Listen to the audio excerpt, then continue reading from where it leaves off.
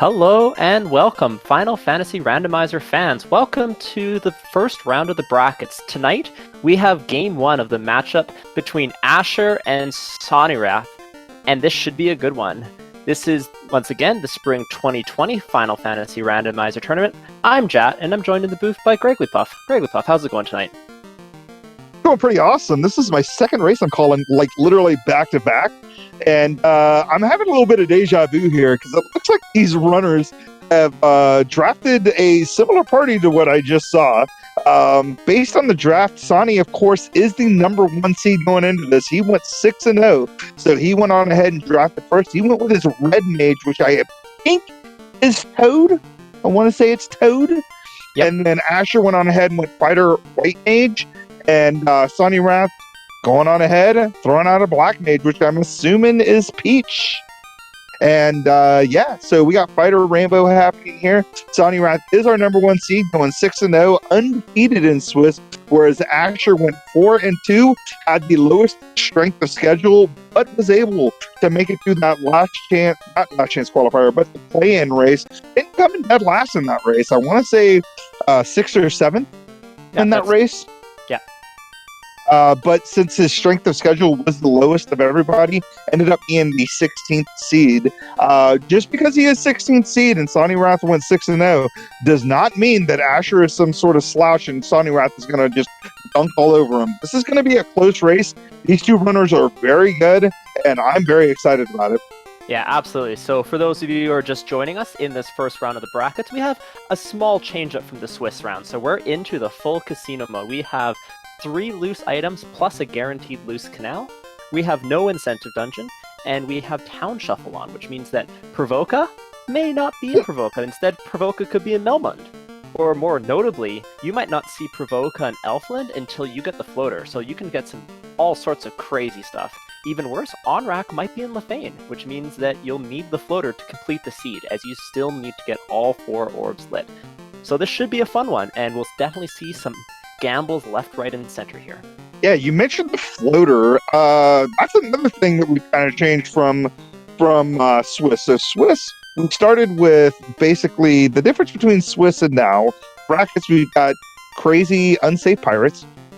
We obviously have the town shuffle on, but the other thing is we have tri-state transportation. And what that means is that the floater and the canoe have a 50-50 chance of rolling loose. So we may not see this floater. It could be anywhere. It could potentially be anywhere that's not floater locked. You have a good 75% chance that it could run loose based on the fact that we already have 3 loose out there. Yeah, so for people who aren't familiar with the Tri-State, it's exactly what Gregglypuff says. It just greatly increases the chance of it being loose. However, notably, it does not change the math. There is going to be 3 loose items. It's just more likely to be the floater or the canoe. And we are off to the races. We have level 1 exit. Good thing we got that white mage, because that is white mage only. In black magic, we have fast, ice 3, and brack. Holy smokes, this is some good early magic. I was going to say, that's a big pickup on the black magic for sure. Exit's great for the white mage. You still got the heal 2 for the white mage, and you got heal 2 for the red mage, so you've got healing magic as well. Definitely better than what I saw earlier, so this is great so far for these runners. Yeah, for sure. Like early Ice 3, early Brack. Brack is especially notable because it's going to let you clear, say, Kraken or Tia if you need to go there a little bit earlier. And we've seen some races where there's some progression in C, and if you want to go into C, but you get a key item, now with that Brack you can go a little bit deeper, especially with the multiple charges you're going to get at level 1. But both of our runners immediately going straight up to the Northwest Castle, because they have everything they need to clear out Garland. Also getting a cabin here, a nice veteran move to make sure that even if there's something ugly in here, they'll not have to walk back up. I really like that. I love the Grump name for his Grimps. That's pretty funny. Takes a wipe there because the Grimps have crack. You hate to see these guys peddling crack here around the Philippines. What is going on in the society? Yeah, we got some drug dealing amps, but only the great ones. The little ones, they're just pushing it on the outside. They're getting the news out. So far, not much in Temple of Fiends, but we'll have to see shortly what they have. So overall, a little bit of money happening here. He's getting runners neck and neck here. Is Sonny Rath able to get that first bit of money out? Going to get a pure, going to get an iron gauntlet. Nothing to write home about for sure. Going to reset out of it. I like that, or exit out. I'm sorry. I like that play. And we got double garlands. The nice taking that exit is a really nice adjustment. You're often used to not having a warper exit early, but if you have it and you have the spell charges, which a lot of the time you won't because you only have one black magic caster. And so basic. I was going to say. Go on ahead. So right off the bat, we have the adamant and the slab. So the slab, normally a bit of a bonk item in the early game. It's going to turn into something, but you need to be able to get to Lefane. But with Town Shuffle, we could have Melmond and Lefane right around the corner. On the other hand, you could find one and not the other, and unfortunately, that's a 2-town special. So we need to find both of those before you're going to be able to turn it in. And the Adamant, of course, because we're still stuck in the Inner Sea, that is a fetch quest turn-in that we can do right now. So at this point, we have some options, right? Obviously, we want to check the cities out, see what cities are in the Inner Sea. With my luck, it'll be like Lefane and Onrak or Lefane and Gaia. It's not going to be what they want. It's not going to be Lefane Melman. It's going to be one of them and not the other. You've got some chests to check, and then, of course, you got the Adamant turn-in. What do you think? I think we're going to be seeing a dwarf check very soon because that adamant turn-in is just so juicy for that free item. Yes, Canoe and Float are unlikely to be loose, unlikely to be in an incentive location, but if they are, it just saves you so much time. And you called it right away. We have Gaia in Provoca. Cure 4, unfortunately, level 7. The White Mage will be able to learn that, but that's it, and we'll have limited charges. Also of note right now is that houses were only $563, so we have super cheap houses. We're going to be able to get lots of spell charges on the overworld. And Sonny Rath seeing chain armor for 24. I had to think about it for a second because he doesn't probably want to hang out here. Interesting to see what he'll do here. Asher disregards the idea of going to Provoca. Going to immediately turn in the Adamant. Yeah, so we saw another... Sorry. So 2 notes. We have the key for the Adamant, which opens up tons of chests here in the Inner Sea, so that greatly opens up how many places they can check. The other thing of note is that Invis 2 and Ruse were both at level 8, and that means that the Defense Sword is going to be at an all-time premium, because, the Defense Sword and the White Shirt, because otherwise it's going to be very difficult for them to get up to maximum evade against some of the more difficult later Fiends and Temple of Fiends Revisited. But looks like Asher got a Vendor Sword. That's actually, I like finding Katana kind of early, mainly because you can sell it for big money and pick up a lot of spell charges you need. So Asher making the right play, getting that key, is going to have a lot more boxes to check. Whereas Sonny Rath kind of hung out in Gaia and has that information. Yeah, I mean, it's always good to get that, but, this type of routing difference, I think it will make Asher just a slight bit faster, but it's not going to be make or break at this early in the run. Absolutely not. And Sonny Rath, of course, getting the X-Cal, getting that big money out of that chest there in the Toys Cave, not necessary, mind you, but still, that's still a big pickup. So as Asher goes on ahead and Canary so far, not much but some money. And some housing, lots of money actually. So housing and money not going to be a problem in this early game between that money sword and just the chests with a big pile of gold in them. So I assume we do a what I like to call the Thundercloud special. You pick up as much camping gear as humanly possible with the amount of money that you have, so that you can save scum across the open world. Yeah, that wouldn't surprise me. We have 2 veteran runners here. They're going to be manipulating the encounter table to their utmost advantage to make sure that they're dodging as many overworld encounters as they can. They may take a few fights early with that Ice 3 just to get a few levels, but I don't think much beyond that. I'm actually shocked that Asher didn't go on ahead and do the lock gopher check. You got some tiles in there that you could check. I know that this isn't the party that you're going to want to grind for levels, but still, I mean, early levels are nice, especially if you can find something that you could take down pretty easily, like a pack of R-Hydras or maybe a pack of Chimeras or something like that. Ice 3. Yeah, I was going to say, Gregory, I think your inner black belt is showing. But yeah, I also agree. Early levels, always better than late levels, and having those extra grind tiles available to you, both in Canaria Locked as well as Northwest Castle, really opening up a lot of options to get some nice early levels, especially with all the camping gear available. You can go in, get a house, Go in, get some levels, exit out, house up, go back in, rinse, repeat until you're as high as you want. So, good early magic, good camping really makes grinds a lot safer and a lot faster.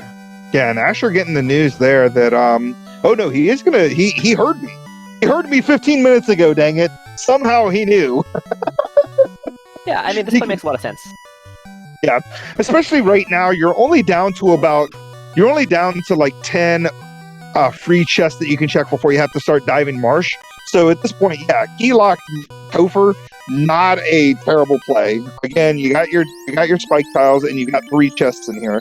The only other 7 chests that exist, of course, are locked Elfland Castle, and then you've got locked Northwest Castle, like you mentioned earlier. But you got Rurus here. This is not a great grind tile.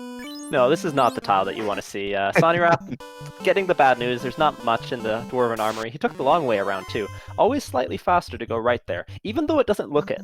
The left way looks way faster, but it's actually longer. Yeah. Yeah, so Asher is going to take down some Rurus. He's going to pick up some stuff. We'll see if the Canal's here. This is a big pickup for Asher. This is not a check that most people make. Yeah, absolutely. If there's anything loose here, that will be a big pickup. We'll see. Sonirath's gonna go check out Canaria Castle, and we'll have to see where he goes next. I think it's quite reasonable at this point, though, to go to Northwest Castle after that, because Sonirath's basically cleared the north side of the Inner Sea. He's gotten all the chests that are available to him there. After that, he's going to be going down to Elf Castle, see if there's a free item if you have Crescent Lake. And then he'll be going left to Northwest Castle, and then probably finally to Marsh. So the kind of north to south routing, with leaving the worst till last, makes a lot of sense. And unfortunately, Asher finding nothing in Temple of Fiends locked. Well, he's gonna at least exit out with that whole lot of nothing and get out of here. Sonirath gonna basically follow in Asher's footsteps here and head over to Locktober, which we know doesn't really have a whole lot of anything here. Asher, depends on what he's gonna do. He's probably gonna hit Toy's Cave up next before heading down to Elfland area, which I called it. Yeah, it makes, once again, that north to south routing, just so you don't have to go back and forth, up and down the sea. I also will expect him to save scum here, because I think he's not going to save outside of Toya's Cave, I would guess. Once he sees there's nothing there, he's just going to reset out and then head on down to Elfland. I don't know, though. That money in that Excal is not nothing. I'm interested to see what he'll think about that 13 grand. Yeah, he will exit out of it. Maybe he'll just come back to it later when he gets the crystal. Yeah, exactly. You're going back there anyways. And the only thing that's really of note there is the Exhale, because you just have so much money. There's just been money galore. Early key seeds really lead to a much nicer Inner Sea. It's not like Canoe Floater King Sarah, but it is super nice to get just all those extra free chests.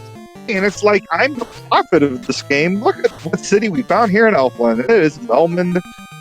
A whole lot of not what you want to see, but at least we have the slab so we can translate it. Yeah, I did see Lock 2 there with lock fixes on. That's definitely something important to pick up. It can not only make your fights faster, it can also make them safer. Every round that you're not fighting against a high dodge fiend is another round that you get to, punch and not avoid a nuke. Yeah. So Asher, we talked about it. He's 16th seed, but right now he's looking pretty good.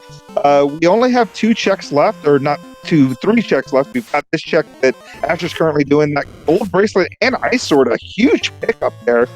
Gold bracelet, of course, one of the best vendor gears you can pick up. Has a 24 absorb and only 1 evade penalty. And then the ice sword has a 31 hit. So that's really great as well. It's going to be nice to make March Cave a little bit easier. Yeah, early swords cannot be understated. There's a lot of talk about early magic, but part of what makes the early game so difficult if you don't have good early magic is you also just have no weapons to swing. But even a fairly low-level fighter swinging a mid to late game sword like the ice sword can go a long way in making things safer and letting you save a few spell charges here and there, or dealing with getting out if your black mage and red mage get punched out or cracked or something. So Asher making the big play. He's going to check these last 3 chests. I'm interested to see if he'll actually check the spike tiles in here, just for it. Flame shield, not too bad. Not a terrible pickup. Got wraiths, not what you want to see with this magic. Ice 3's not going to do much. Ice 3 will... Oh, no, not enough. I was going to say, the Wraith sometimes might just not have enough health to even deal with it, but They have a little bit. There's definitely not going to be taking that tile again. We'll check out what the other one is shortly, I would assume. Going ahead and heal up before taking it on. Oh my gosh, Oh. it is the crack dealers themselves, but he's able to get away. Man, this is just a sketchy location. We have a kindly old king who may or may not be, Astos. And we have crack-dealing great imps, so you do not want to go to the Northwest Castle. It's just not a good Oh my place. god, Crab Cake's pointing out in chat, we got Ruru synced up the same exact battle. That's crazy. And they both have the same fixes, or like the same fun percent on, so their Rurus look the same. That's crazy. So, as these seeds often can be, we get to get the Great Equalizer Marsh coming up to a screen near you. We will have to see what we have in here. So for those of you who are a little bit less familiar, Marsh is well known for being awful because you go here oftentimes underleveled like both people are right now. Sometimes you have no magic. Right now they have okay magic, but there's just a large variety of enemies in here, and any one of them could roll something deadly. And at this point, we know that their progression must be in Marsh. And that's because these runners hate it so much, they're not going here unless they have to. Yeah, and you say decent magic. I mean, yeah, Ice 3 is a fantastic spell except for this place. Because Ice is going to do damage to certain things, but it's not going to really make it through those undead. It's not going to really do the things you want it to do compared to like a Fire 3 or a Lit 3 or even a Fire 2 or a Lit 2. At the very least, they have Exit, though, and that's a big one for me whenever I'm having Marsh. Because Exit, oh my goodness, it makes it feel so much safer. Oh, Because absolutely.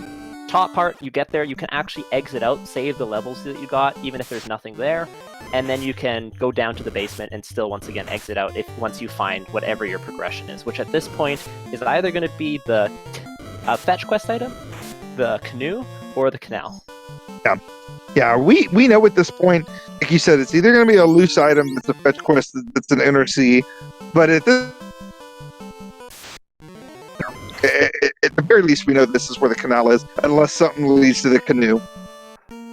So nothing in the top half of Marsh. Asher doing exactly that play there, exiting out, housing up, and heading back in. So we know it is in the bottom half, but I would be very surprised if Sonny Wrath checks the bottom before going to the top, just because of how much faster it is.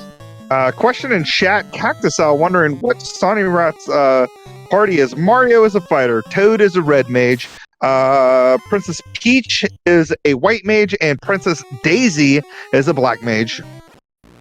Scotty asking in chat, what's the race's early magic status? So we had level 1 Brack, Ice 3, Exit, and I can't remember what the last... Fast. Yeah, Fast is very, very important, but not so relevant for the early game. So yeah, pretty good magic. Ice 3 not the best against Marsh Cave in particular, but at least it's something. Yeah, and it still does decent enough damage, and most things down here roll low enough HP that even a couple of Ice 3s will take them down, even if they resist Ice Elemental. Sonny Wrath taking the top half, and we got a canal in that room. I'm going to start calling it that room. This is the room that I seem to always find at least a loose or a canal or something in. Yeah, and Asher going to continue going on. Now, something that is of note here is, of course, that we have the key, which opens up not only a lot more spike tiles, but also a bunch of more chests. I think there's only... Is there one one different spike tile available? There's two. There's two. Well, there could be three. I know that there's kind of a weird thing. It's kind of like the Hall of Giants thing. The wizard tile, I want to say there's two different wizard tiles down here. So the one that's in the bottom right room, or what we like to call the Locked Marsh incentive, is the different wizard tile than the wizard tile that houses the crown. So we may... Yeah. Yeah, that's what I was wondering about, because I knew there's the one that's the marsh, and then I know there's one more in the south, but I didn't know that the wizard tile was awesome. So yeah, so there's two. So. Yeah, there's two wizard tiles, and then there's the cobra tile that's down here. Oh. Once again, Gregley coming in with that black belt experience. So black belt's of course known for needing to grind, and that leads to lots of checking of these spike tiles. Ooh, we've got the we've got the horseman, we've got the pale horse and his rider here. Yeah, so if this is low health, this could be some good experience, but yeah, I'm not sure. I'm not sure which one this is. Is this okay man? Is this bad man or is this evil man? I'm confused by life. It must be bad man because he did not get enough experience for that to be an evil man. Yeah, I think so. I think that's the only place that they come with the Mad Ponies. Or sorry, Nightmares, I think those were. And Sonny Wrath getting the what? I've never seen anybody check that room. I didn't even know those two chests were linked. My life has just changed. Wow. Yeah, Crab Geeks point out too. I'm like, what? I think so many people have seen the Discord message that shows like the routing to go in through here that, people usually follow that. But in this case, Sonny showing that veteran move, but getting whacked with this Mudgul Wizard Tile, but gets out okay. Yeah, and Asher losing his exit person. This is not good for Asher. He's going to have to walk out that canal at this point. So this is going to give Sonny Wrath a little bit of an advantage if he can keep Reist alive. Yeah, Sonny, meanwhile, though, his fighter is down, and with that, a lot of absorb and a lot of survivability. We'll have to see how much further they go. Yeah. Well, I mean, he's got the canal, but I'm assuming he's going to do what Asher has done already, and he's going to full clear this area because you're here. There's no reason not to, and you definitely don't want to have to come back down here because there was a loose cube in Locked Marsh or whatever. Sonny decides he wants nothing to do with it. I think with the fighter going down and just the current magic situation, he decided to make the gamble, and it looks like that's going to pay off. Yeah, unless Asher finds something in this top right room here that is required, like a loot or something. Yeah, so Sonny Wrath, the gamble is going to pay off for him. He is ahead of Asher. He is caught up and is ahead, as Asher unfortunately has to walk his party out of here because his white mage is down. Once again, Marsh being the great equalizer, many people will enter, but only one will leave and bleed. And in this case, Sonny Wrath got on the right side of that equation through a combination of, a strategic skip as well as just some good luck with not losing his white mage, instead losing his fighter. Yeah. So overall, Sonny Wrath going to get out of here. Question in chat: have we seen level 2 magic? No, we have not seen Provoke yet. We have Town Shuffle on for brackets. So the only towns we have seen so far are Melman, we've seen Gaia, and of course we've seen the first city, which is Canaria. Yeah, I think the only the notable magic situation right now is just that Invis 2 and Ruse were both level 8. So we do have a lack of evade granting magic. So getting some item charges of it will be not necessarily essential, but will be very risky to go into Topher without. Yeah, Asher able to get out of here. This is definitely a different march than marshes I've seen in the past. Is all I'm saying. I've seen some tough marshes in my life. Luckily, it ended up working out okay for both runners. They were able to get in and out relatively quickly with their canal. Asher already out of the inner sea. It looks like he's found a city with. Whoa, this is Elfland with warp level 3. That's a big pickup. Yeah, you always want to see Elfland early in these town shuffles, as you really do take Provoka and Elfland for granted in non-town shuffled seeds. But when you start mixing entrances or towns, getting access to that early magic really makes a difference. Because even if you have a pretty good sweeper at Ice 3 or even Nuke at level 1, you do have limited charges as well as limited utility. So getting Elfland or Provoka, super nice finds. Yeah, Provoke is nice because obviously you get your level 2 magic. You've got Mickey the Pirate, which is obviously going to give you an incentive thing. But then Elfland's also a good pickup because it's got level 3 and level 4 magic. It's so good. So we have Life 4 in a Red Wizard learnable slot, as well as White Mage learnable, obviously. So, and we have Nuke at level 4. So level 4 magic, definitely delivering here. Yeah, big pickups there. I mean, with this party, he's got 2 nuke charges. You're going to get your nuke charges at level 8 on the black mages, and I think level either 9 or 10 in the red mage. So, that's good stuff. As Asher is going to find the same information as he goes into Elfland. Going to res this party. Yeah, so at this point, they're basically one shopping trim apart. These racers are neck and neck, both showing kind of both their class, but also just the seed has very much been a funnel. No one wants to go to Marsh early, so they got the keys, so they kind of did the logical key locks, and then checked everything they could, had to go down into Marsh. Asher had a little bit more of a tough time, but had a little bit of a lead in the early game, and now they're just both going to check out. And I think this is where we'll start to see our first divergence, potentially, after they finish checking the various towns, because they are looking for the canoe. I was going to say, I expect to see at least like a, with what we've seen so far, I expect to see at least a Lefane so they can do the slab turn in, or a Provoca or a Crescent so they can get those key items there. Because there's really not much else they can do right now with the key items that they got, except for maybe top Earth. Well, at this point, yeah, there's 3 locations that will give them a key item, and only 2 of those towns are not going to be available to them. So yeah, one of these towns is going to be that. So it will either be on like vanilla on-rack location or vanilla Crescent Lake will have something that leads to incentive item. Now, something that is of note with these tri-state flags is that incentive items are great, but a lot of the time they're not actually going to give you that progression that you're looking for right now. So sometimes there'll be like an Oxio, which might open up, on-rack, but a lot of the time you're going to have to go into Earth Cave, or you're going to have to go into Sea, or go into Mirage Tower to find that canoe or that floater. And man, if you look on the right screen, Sonnyrath getting the business from those scorpions and trolls, luckily able to get out of there. As Reese says, Reese with the pro run.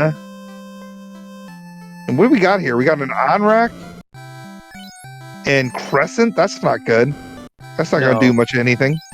So it does open up C if we do find the Oxio, but that does mean that they now know that an incentive item is going to be at vanilla on-rack.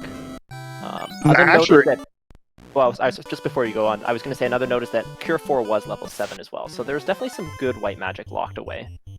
Yeah, and Asher went on ahead. He skipped the Crescent check, and it's going to pay dividends because now we've got Heal 3, huge, massive pickup for his Red Mage and White Mage, as well as Wall in case we don't find the ribbons that we need. And Black Magic, what do we got here? We got Temper, another big spell, endgame spell, if you will.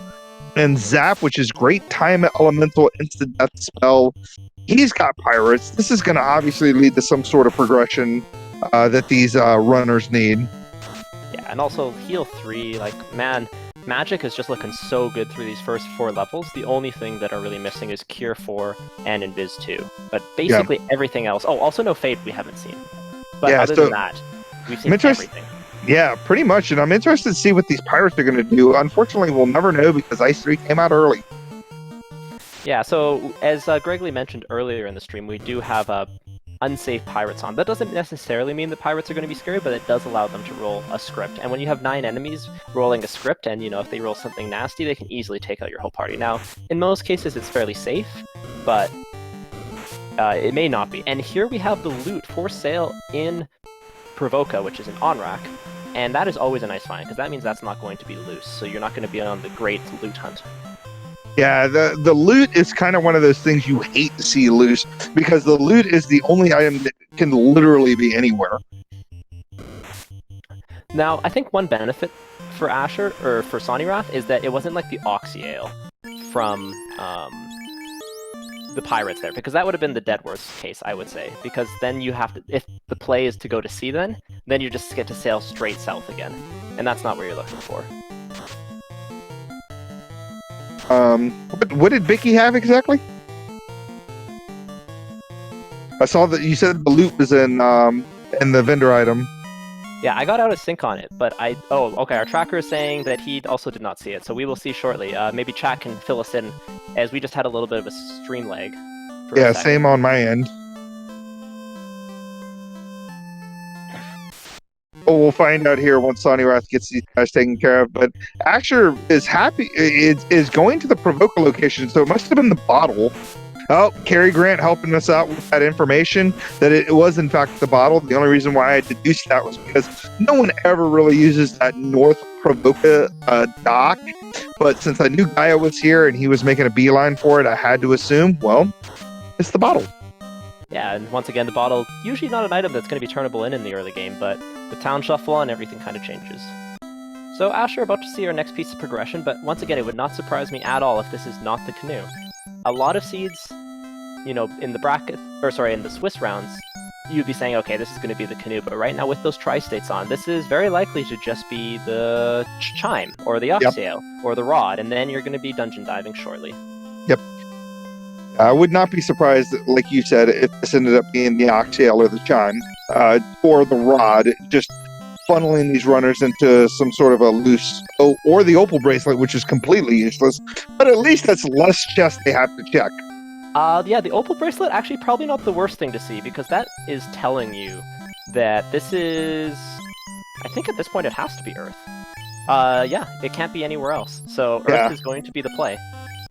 Yeah, based on our tracking notes here, yeah, it looks like the only thing that's left to dive that we can get to is Earth Cave. Unfortunately, because Asher did the cheeky North Provoca check, he's got to sail all the way out of North Provoca, north past whatever, and then eastbound over towards the Melman continent. Yeah, that's not where you're going to look for. We'll see if Sonirath makes the same decision. Usually going into the inner sea is going to be a lot slower, but in this case it actually would probably work out better for him. But I will say one of the good things about this particular seed is we've seen a lot of decent magic. I mean, the fact that these guys basically have like all the good spells, within grasp. They don't need the floater to get to a place like Elfland and Provoca. Has been great for them. And we have, Nuke at level 4, which is, it's going to carry this game pretty well for both of these runners. But Asher has not checked Crescent. He's going to get the bad news that Crescent is on rack. Yeah, so these runners, once again, still very neck and neck.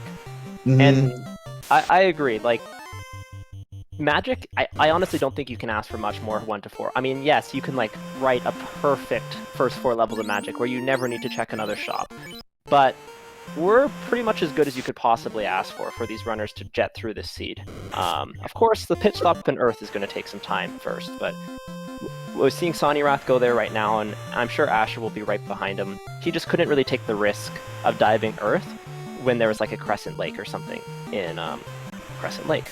Yeah, but luckily, I don't think he's saved recently, so he'll see Onrak. He'll check the item shop, which I don't think he needs to because he knows the loot was wherever. He's going to pick up something here. He's going to check. Yeah, I think he was debating picking up some heal pots because he knew he wanted to do it before he dived, but then he realized he wants to reset out. So that's why he didn't end up buying those heal pots there. So he's in a good spot now. He's going to be able to get over towards Earth Cave pretty quickly, and because these racers don't have the rod, they only have to check the top half of Earth Cave, which it takes a while to clear that. Specifically Earth 3, because there's like 5 chests over like 1 million tiles or something like that. I mean, It takes forever to clear Earth 3. Yeah, but thank goodness once again these runners do have exit, so they don't need to worry about getting in and out. Also, there's quite a bit of overlap between the enemies in Earth Cave and Marsh, and we've seen a number of them, so it's not looking like as dangerous as it could be. But we're going to see these two runners, hit Earth Cave within, 30 seconds of each other. So it's insane. Can we talk about how close this race is? This is, I mean, like, the tides have just been changing with every minute. Route divergence all over the place. Sonirath warping out, getting the advantage early on, but then Asher getting the advantage back because of just certain routing decisions he made over Sonirath. Yeah, no, it's an insanely close race, and it really just shows the experience of these runners, but also just kind of how funneled this runner is. This seed has been so far. For runners who are not taking gambles, which neither of these runners are, there's only really been one route at any given point to go. Like, check your towns, because if the town has a free item, why are you diving Earth? Check this, because why you're diving Marsh before you check Dwarf Cave or something like that. So that's another reason I think we're seeing like a lot of the same footsteps and a lot of the same times even. And yeah, so it looks like Sonirath is just a chest behind Asher at this point. Now, here's the real question. I'm wondering what's on... big pickup at Light Axe here, especially going through Earth Cave and a potential Ice Cave dive. But what do you think's going on in Sonirath's mind right now? All right, so he skipped all of Marshlock and like maybe 2 other chests that were down there. Ooh, that is a really good point. Wow, that would be terrifying at this point, because you know that your opponent was also in Marsh. And if the item was in Marsh, that's got to be absolutely crushing for you at this point. So I would definitely have my heart racing. Yeah, now clearly it's not going to be an issue because obviously he's in Earth Cave. He's not going to Marsh Cave. He's not going to make that check. But I know in the back of his head, he's got to be, what if what I skipped in Marsh Cave was what I needed? And, ooh, Ribbon. Big pickup on Asher's side and a loose herb. So the loose herb, definitely a good sign, but that loose herb is more likely to lead to, once again, the oxtail or the chime or the rod than it is to lead to the canoe because of that tri-state flag. So we could be dungeon diving even more, and Asher going to leave Earth after finding that loose item right away. We still do have 2 loose items left in this seed, and we are 30 minutes in, so the diving of dungeons for items is not over yet. Yeah, I'm kind of surprised by I mean, I like the play because you want to always follow your key items, but at the same time, there's still 11 chests down there that he could easily check, and he's got to exit. So I don't really see why not do it. But he feels in his heart that the herb is going to lead to some sort of progression, whether it be like you said, the rod or the oxtail, or potentially the canoe. I think the really, really bad case that's going through your head is if this is the rod, that is awful for you. Because that means the correct play is to get it, leave, go get the rod, and then come back. So I think it's just a really big risk to go deeper. Especially because if this turns into nothing, then you know that you just need to go back to Earth. So yes, you're sailing around, but it's not the end of the world. And there we go. We have the oxtail. How did you know? My dungeon predictions are... yeah, I've run a few of these bracket seeds to kind of get an idea before I did commentary for them, and yeah, this is the feeling that I've gotten every time. You either galaxy brain the crap out of them, or you end up diving every dungeon looking for loose items to try and get your canoe. It's crazy because it looks like these runners are playing the exact same brain play. They are both on the same wavelength. Sonny Wrath getting that herb, getting out of there. He's going to do the herb check-in. He's going to get his oxtail. He's more than likely going to head over to Crescent, which we know is the Anrak, which we know is going to lead to Sea Shrine, which has more chests than the 11 chests that are left over in Earth 2 and 3. So it only makes sense to go to Sea Shrine right now, but who knows? Yeah, now the real funny thing here is that there's a chance that there's no loose item in Sea Shrine, and it's actually still just deeper in Earth. Now, the seeds do kind of tell a story, and you can try and read the seed saying, well, let's see, they're trying to tell me to go to Sea Shrine here, but that's not always the way they work. So while both runners are going to sea, we may see them turn around once they clear out left side and then right side, and have to head right back into that Earth Cave. All right, so I got a question for you. I got a question for you, Jet. Since you're relatively new to the community, you've been around for a few months now. In your opinion, if you still have 2 loose items out there, and you know that loose is required, or at least is progression, do you check Kraken side or do you check Mermaid side? So my motivation would be whether or not I can kill Kraken. And in this case, because of the great magic and the early Brack as well, I feel very confident that I can take out Kraken. And because of that, I would check left side first. If you're feeling a little worried about levels, you can maybe go right side. You have exit, so it's fairly fast. But I think they have everything they need to clear out left side, so that's where I would go first. I'm pointing out that we got our first real route diversion here, and the fact that Sonny Wrath went back into Earth Cave for those 11 chests, going for the gamble. This, in my opinion, is the gamble. When you get the Oxtail, there are infinitely more chests in Sea Shrine than there are in Earth Cave, especially without the rod. It's a big-time gamble, whereas Asher's taking the safer route and clearly going to follow what the sea tells him in the Oxtail. Yeah, and this is a really large gamble. Now, Sonny Wrath is a good enough runner that even if this doesn't pay off, his execution could still win the day here. But, you know, if it's like Canoe and Floater and Sea or something like that, or Canoe that leads to Floater, this is going to definitely cost him some time. It may be that he was thinking my levels aren't good, but the magic is so good that I would be surprised if he didn't feel that he could go into Sea at this point. Yeah, and Asher picking up a pro ring in that left room there. He's going to go Kraken side first, it looks like, as Sonny Wrath just keeps on clearing, keeps on running into Grogers everywhere. So limited chests left. Sonny Wrath got to be holding his breath. Like I said, in Earth 3, there's only about not only about, there are 5 chests down here, and they're within about 100 or 2 or 3 or 400 steps of one another. So it's going to take them a while to check those 5. MG Weirdo pointing out in chat that Sonny likes to gamble, and yeah, this is a casino-themed tournament, and Sonny's gambling has paid off throughout the Swiss rounds, and if anything, there's more gambling in the brackets. And the gambles pay off more, because the gambles in the Swiss might lead to, an Oxyale, but the gambles in the brackets often lead to Canoe or Floater. That's a good point to know. I'm like, oh my god, the Illuminati out of Zenobian's. Oh my gosh, he's only got 4 more chests to check. Asher only checking his first 2 chests. I think he lost his white mage, and he's going to go on ahead and res his white mage, save the game, and then continue to dive deeper into C.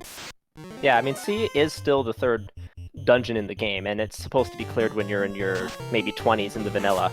So, not something that you're wanting to go into super early. Oh, I'm surprised. So he's keeping his white mage down. Which is, in my opinion, I don't like the play with exit being white mage learnable. You need exit to do this play, in my opinion.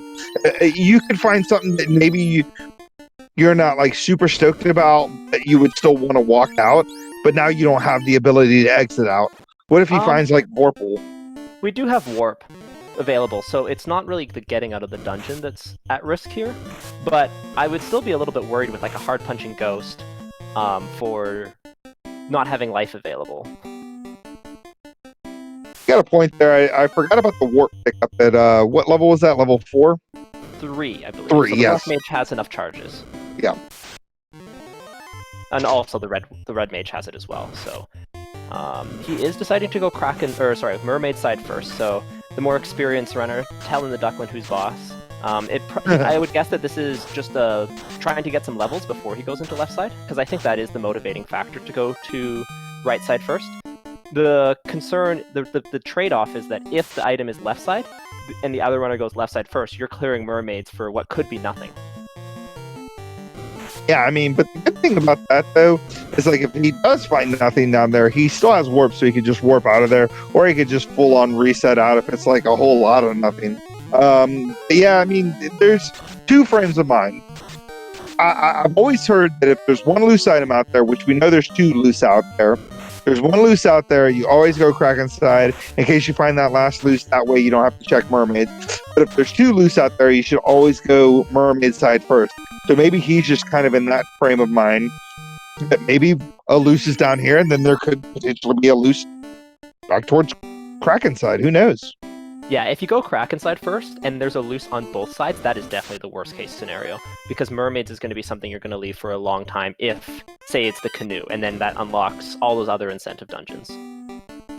And there we go, we have the canoe in mermaids. Now, it being right side is not the end of the world, because if you go left side first, you're still lighting an orb. Yes, you're opening a few extra chests, but the full clear of C is not painfully slower than the go mode clear of it. Unlike something like Earth or Sky, which Sonny Wrath is just demonstrating how slow the full clear of Earth is.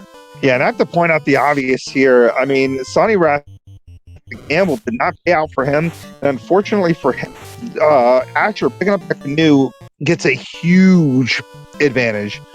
And when I say huge, I mean he has opened up 3 incentive locations in Ice Cave, Ordeals, and Waterfall. Yeah, he is way ahead right now as far as picking up that canoe is concerned, because Sonny Wrath did clear the rest of that Earth Cave that Asher's not going to clear. Yeah, I think, and that's the big key, is that unlike other gambles where you check marsh and no one else does, it's not like there's a lot of other locations that Sonny Wrath are going to go. So Sonny Wrath is going to go to C, and he's going to get that canoe next. So the big time loss here is the fact that he opened a bunch of chests in Earth and went back to Earth, sailed there and back, and that's the time that he has to make up to Asher at this point.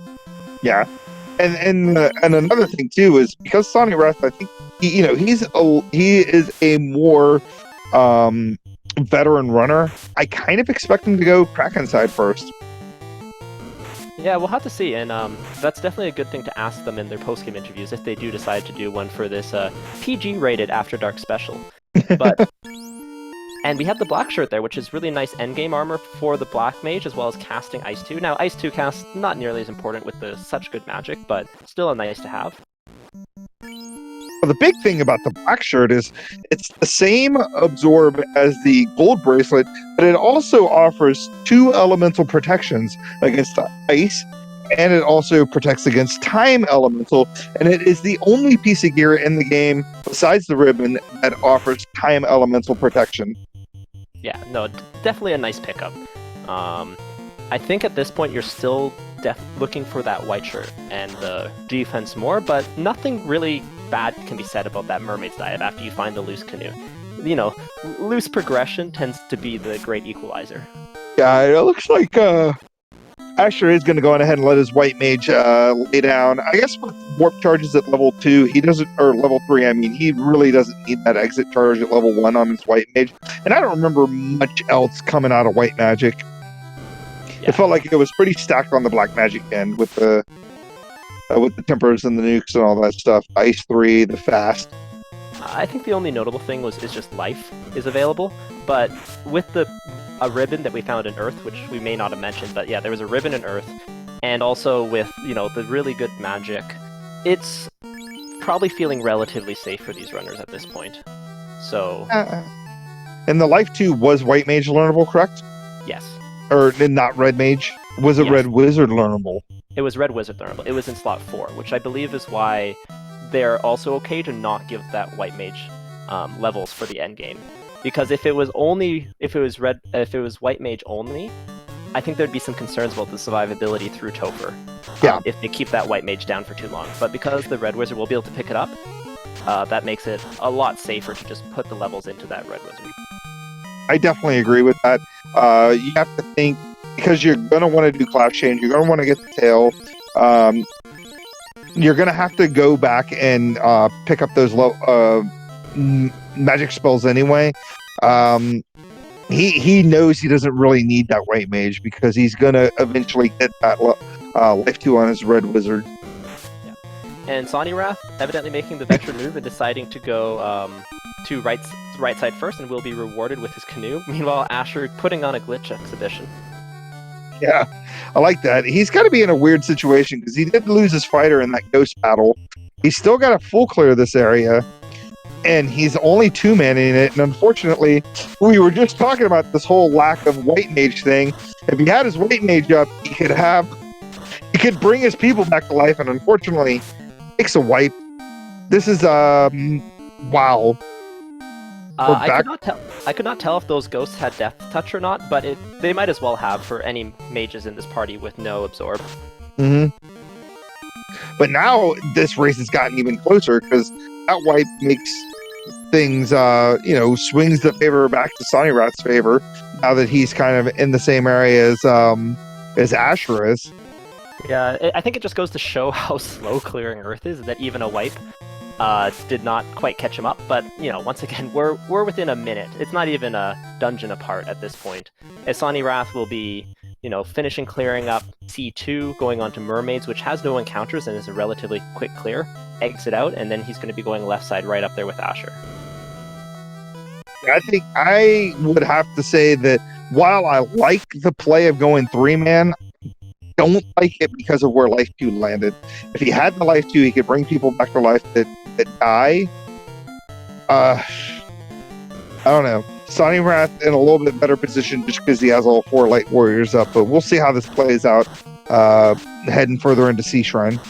Yeah, I've had something that I've talked about on a few broadcasts, which is that with casters, having more casters alive with lower levels will provide more spell charges overall than having fewer who are higher level, just because of the way that the spell charges are distributed. Now, of course, the white mage is not providing a lot of offense, but is providing critical healing and life magic.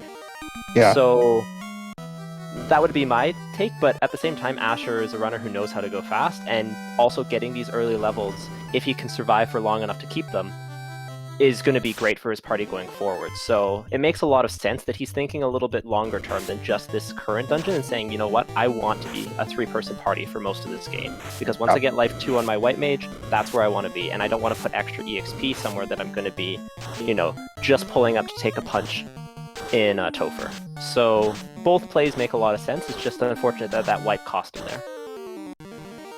Sonnyrath picking up his canoe, so he's got the information that he needs.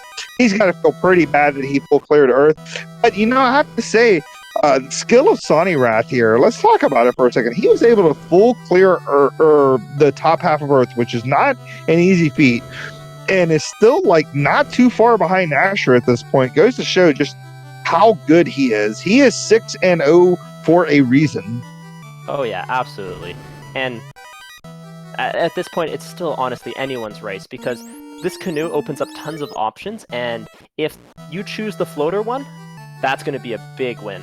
Because after this, the logical locations for the next dives are going to be the 3 incentive dungeons that the canoe opens up, which are Ice Cave, Ordeals, and Waterfall, all of which are clearable very quickly with Warp and Exit.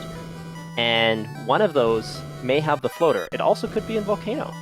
So which of those you choose to go to, and whoever finds the floater first is going to get another nice little edge here. Yeah, ooh, big pickup, that defense sword. So we talked about this before with Ruzin and Viz 2 being what you said, level 8. Yes. Oh, wow, Massa behind Sharknado. So we got 2 huge pickups with the defense sword and the Massamune there in Sharknado room. That's game-changing right there. Yeah, that's all the swords you could ever want. We might as well call that room the Sea Armory, because getting the defense going to help secure your late game by a ton. It casts Ruse, which is twice as good as in Viz 2, but only for a single person. But finding that Massa as well, now you have the X-Cal and Massa to swing for most of the game, with your Knight swinging the X-Cal and your Red Mage swinging the Massa, giving you plenty of great melee options. And then in the late game, you can just move that Massa over to the fighter, really securing your Temple of Fiends. Yeah. So Sonnyrath, getting out of the mermaids, he has his canoe, knows he needs to go on ahead and kill Kraken anyway, so he's going to go on ahead and head Kraken side, whereas Asher's already full cleared everything else he needs to full clear, and is going to head towards Kraken. He's on the Kraken forward, just got to get through these 2,845,000 steps to get there, but eventually we'll make it to Kraken, and should be a pretty easy battle with 2 Brack casters. Yeah, so a mixed strategy is most likely what he'll be employing here, because with the Massa as well as Brack, you can swing the Massa on the fighter at getting in some chip damage, just in case your Brack strats don't go off, and then meanwhile just cast Brack for the about 27 or 29% chance of taking down Kraken in one shot, breaking him to pieces. Yeah, what I definitely expect to see is I actually expect to see a Fast and Temper go out first, and then switch over to Brack strats after that, just to make sure that his fighter has the damage in case the Bracks don't land. But we'll see what Asher decides to do. Yeah, and that makes a ton of sense. Fast being not an exponential, but a damage multiplier, being very effective. So yeah, going in with the fast tempered defense strats, but Kraken hits pretty hard, but didn't get that defense off right away, but getting it up relatively quick. And the fighter did not go down round 1. Yeah, so there we go. So the fighter's there to survive and take hits, as well as being a backup in case the Bracks don't go off. Meanwhile, Bracks will be the primary strategy. And first turn, Brack goes off, and we have Kraken down. We have our first Orbblade at the 50-minute mark. Yeah, big play on his part. If he had tried to do the Brack the first time, maybe the RNG wouldn't have worked out. And this is an interesting play. I'm not sure how I feel about this play, because getting the Ice Cave and getting Volcano via this river system can take a little while, whereas you have 2 incentive locations on the northern continent. Oh, he just needed to see Thunder and be like, oh yeah, I'm making the wrong decision. Yeah, the Thunder dissuaded him. And I'd be very curious to see what Sonnyrath does here. I think there's a lot of motivation to go to Ice and Volcano, as Volcano's definitely clearable. And Ice is an incentive location right here, so you don't have to sail north and then south again. Also, if the floater is here, you're right there to turn it in, which can be a big win. The other thing that would be in my mind right now is that the floater is more likely to be loose than not, which means that there are more chests in Volcano and Ice Cave than there are in Waterfall and Ordeals. So normally the incentive 2-1 would make you want to go north, especially during the Swiss rounds, but with the tri-states, it adds a little bit of extra weight to the chest density that you get in the southern continent. We'll have to see what Thonirath does. I was going to say, that is true, but we've already seen one of the tri-state loose. We've seen the loose canoe, and we've already seen the loose herb, which means that there's only one loose out there.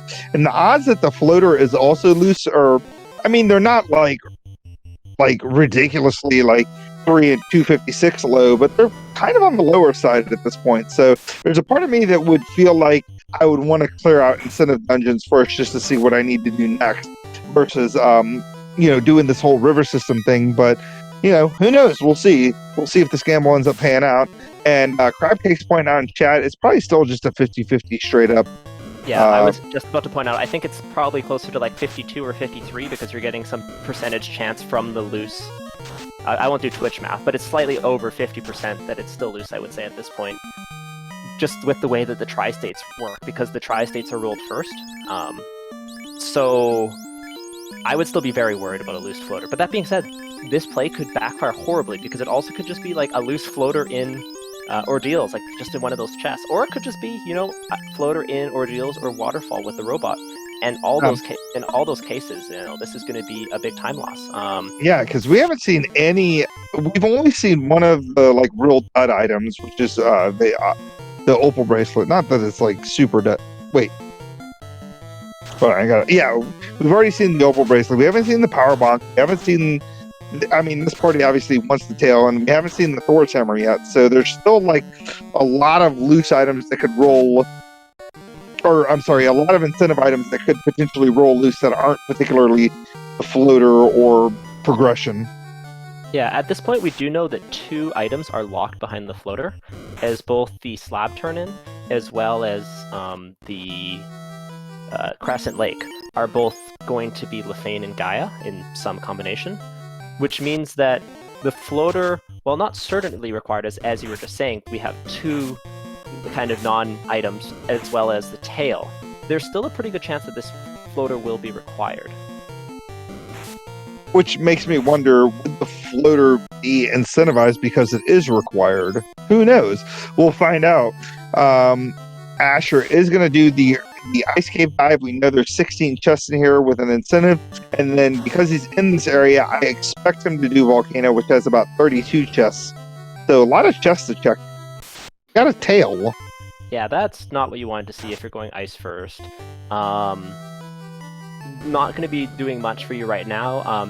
Promotion is very nice for that red mage life 2. I would say it's almost certainly needed actually for Asher just with the leveling strategy that he's going. So the tail, not a bad find, but it's not necessarily what you want to find first. What you would rather do is say, hey, get the floater, get your go mode, and then know that the tail's in ice. And then you can just go warp trick and then exit out. We got a Kraken battle happening over on Sonirath's side. He's going to try to light up his first orb here. He's going Fog 2 strats.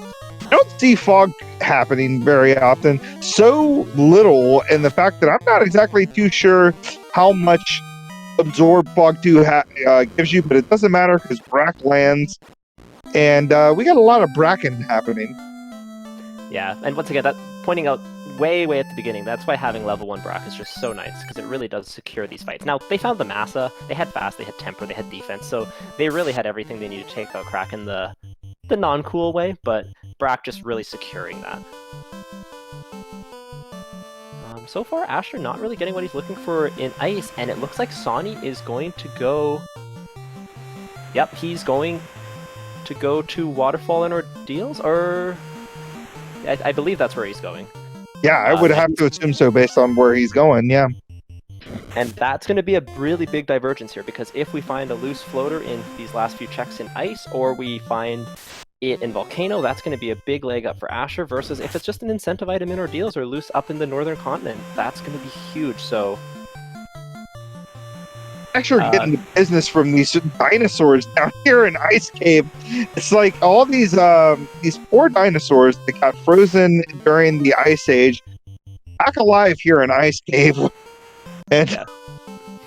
So Crabcake's asking if they've seen the vendor item yet, and yes, we have seen the vendor item. It was for sale in Provoca, and it was the loot.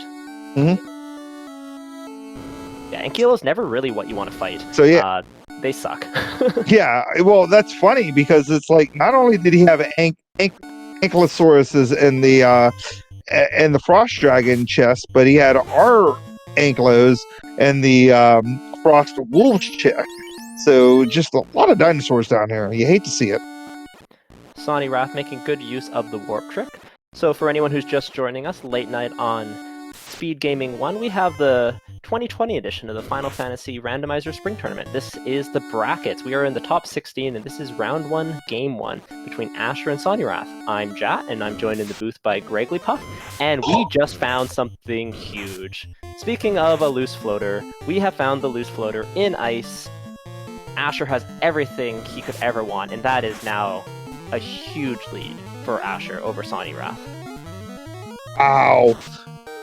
Wow, that's huge. Like you said before, not only do we know that Crescent is key lock, but we also know that Lefane is key lock. So that's 2 key item pickups that they can find. We know that the rod is still out there. We're still looking for the chime and the cube, if I'm remembering correctly. And so we're looking for 3 key items to finish out go mode, right?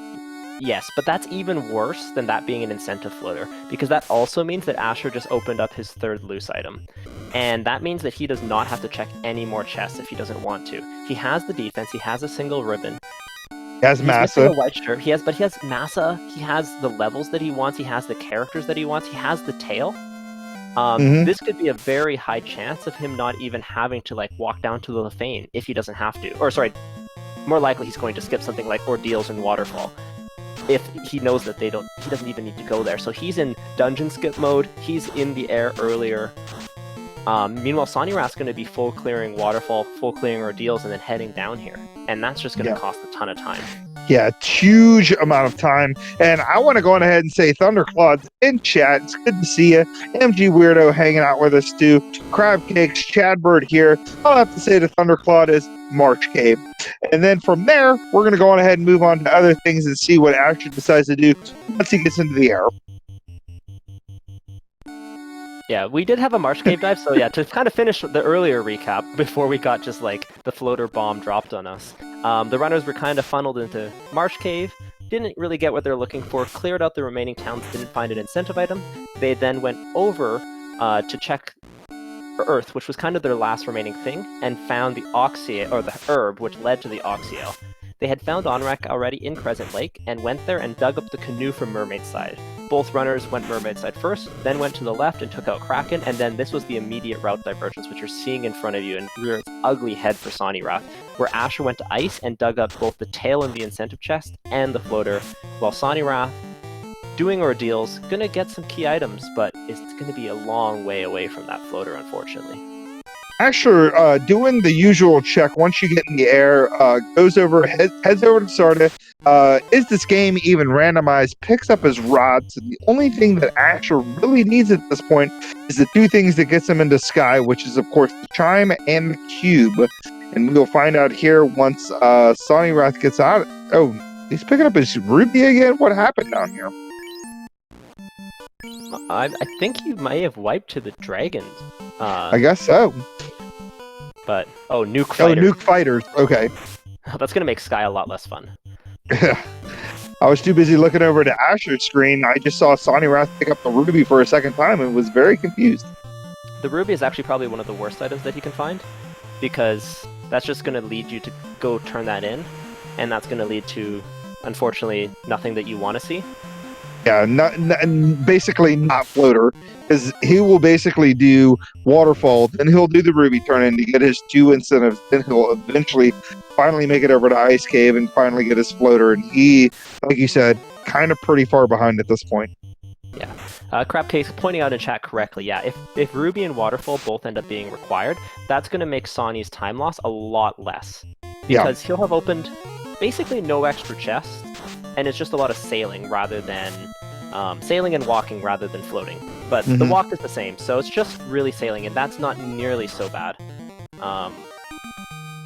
If, on the other hand, this waterfall turns into, I'd say the Thorhammer is the dead worst scenario here, that's going to be a big win for Asher, because he's going to be checking other locations first, getting into go mode, and then he may be able to skip it entirely. Yeah, I mean, that's the scary part about these flags, and what we talked about earlier is Asher's already opened up everything. He knows that he is in what we like to call no mode, in the sense that he has opened up his 3 loose items. So he doesn't really have to do anything except make gambles as far as checking incentive items and hopefully them paying out and not getting the Thor's hammer or the power bomb. Yeah. If I'm in Asher's shoes right now, I would be feeling fairly good. As I said, the seed's been pretty much on rails.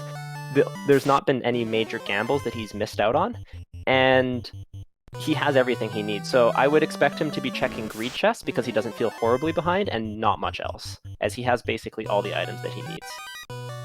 So Sonny Wrath is here. He's going to go on ahead and get the TNT, which is, we knew this fetch quest exists. Because we haven't seen that. And we haven't seen the crystal yet, have we? No, we have not seen the crystal yet. But for Sonny Wrath's sake, we have to hope that the TNT and the ruby turn into, like, the chime in the cube. That is exactly what he needs at this point. Maybe our tracker can confirm. I believe both runners have picked up the loot already. But, well, I know I've seen Reese here in chat, so I'm sure he'll send us a message. know the loot is here in Provoca. Because I remember seeing it earlier, but it's not lit up on our tracker. As soon as we see somebody's menu, we'll find out for sure if the loot actually was picked up by both runners. Yeah. Okay, so Asher is making the waterfall play, and this is really good news for Sonny Wrath. Because I'm a little bit surprised by it, actually. I guess he's figuring that waterfall is going to be faster than maybe walking to Lefane. But this waterfall play is really good news for Sonny Wrath, because waterfall and ordeals are the 2 dungeons that he could potentially skip entirely if they're not required. That's right. So, maybe he's forgetting about the town shuffle or something coming here first before checking the 2 cities. Because, like you said, we know it's Lefane and Crescent. Yeah, I'm surprised they didn't at least check Gaia, because Gaia's... or like vanilla Gaia, because Gaia is super fast to get to. Lefane makes a little bit more sense, but we know they both have incentive items. Yeah, to me personally, I would, it's obvious to try to hit quick, easy checks, and going through a dungeon, having to take encounters and do all this stuff could take a little bit more time than try to save scumming your way over the overworld. Especially trying to go to like Lefane or something like that. Yeah, so Sonny Wrath, okay, going to go turn in the TNT first. Then I would anticipate a Ruby turn in, and then he will probably head over to Ice Cave last. Yeah. And that is all a little bit unfortunate for him, but it is what it is. He'll also be able to dock in the Inner Sea because he knows he's going to be digging the floater out of it. Actually, that's not true. It could be the chime or something. So we'll have to see where he docks, but. Okay, so this is the best news. That's what's happening on the left side of our screen for Sonny Wrath. Because that was the Thor hammer, that means that waterfall was not required at all. And Asher could have completely skipped it. But because Asher's there already, that's really good news for Sonny Wrath, because that's going to keep this closer to like a Topher wipe apart rather than multiple. But because Asher is in the northern continent right now, I can't imagine him turning in the TNT before checking out those 2 cities. Or maybe he just forgot those 2 cities exist.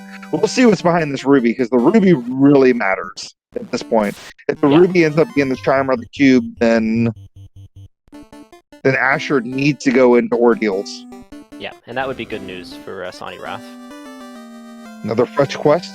Yeah, so we do still have the 5% experience boost on for the fetch quest item. It's not as relevant at this stage with such good magic and everything, but something to... The fetch quests are not the worst thing to find. You prefer them a little bit earlier. Like, honestly, the whole, 10 minutes in the early game running around the Inner Sea is a good thing. Now, Crabcake's pointing out correctly, though, that these fetch quests are actually really bad news for Sonny Wrath in particular, and that's just because sailing around is a lot slower than flying around. Yeah.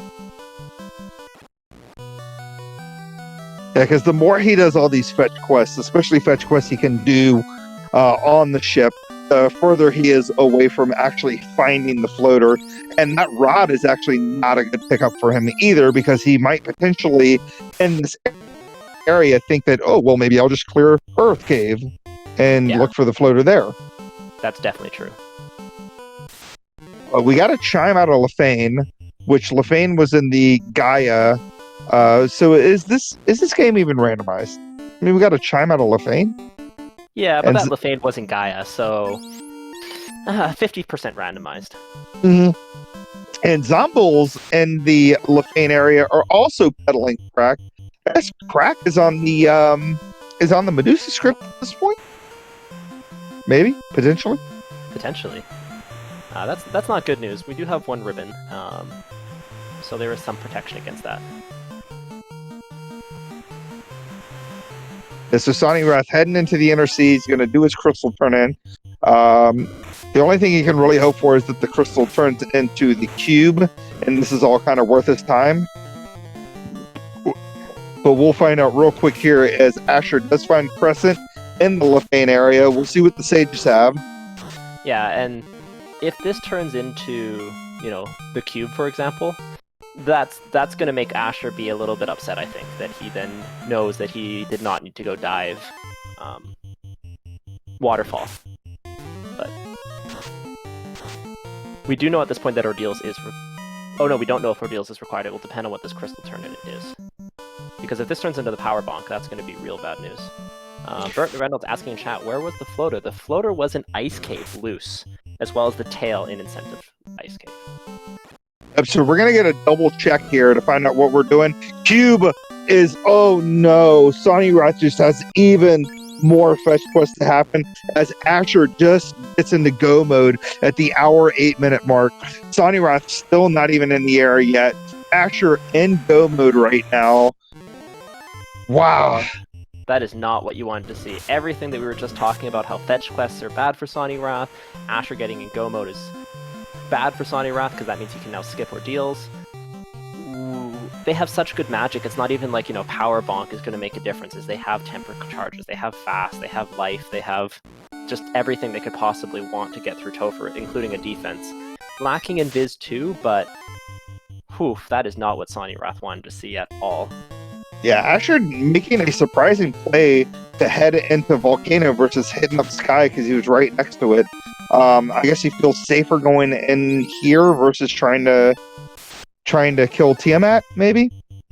Yeah, or has he seen the Nuke fighters? No, that was all all Sonny Rath that took that wipe. That would be something that I would be thinking about a little bit at the back of my head, that I want to get a few more levels before going into Sky, but we'll have to see what's running through his mind. MG Weirdo asking in chat, Crystal to Crown to Bonk. Yeah, and it was Ruby to Crystal to Crown to Bonk, and the Ruby was in Ordeals. Yeah, so Ordeals and Waterfall completely not necessary, which again is bad for Sonny Rath because the floater was in fact loose in Ice Cave. And you called it, Jet. You were talking about how that it's the tri-state. It gets you every time.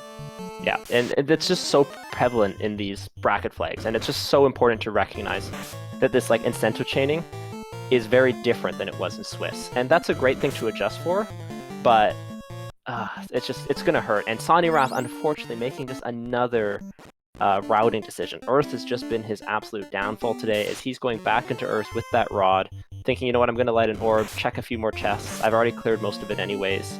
Hopefully it's here, and then I'll get a leg up, because I think at this point he has to feel behind, and I think that's why he's making this gamble.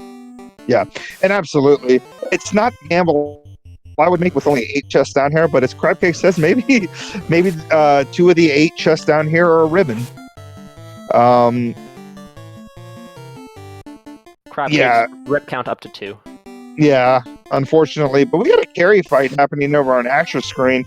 He's going to try to light up his second orb here as nukes are coming out. We got Massive Swing, 4 hits, 253, a nuke coming out for 380. That's a big hit from nuke. Carry goes down. We got a second orb lit at 1 hour, 10 minutes, and we got some Wiz Ogres saying, hey, why did you kill Carry?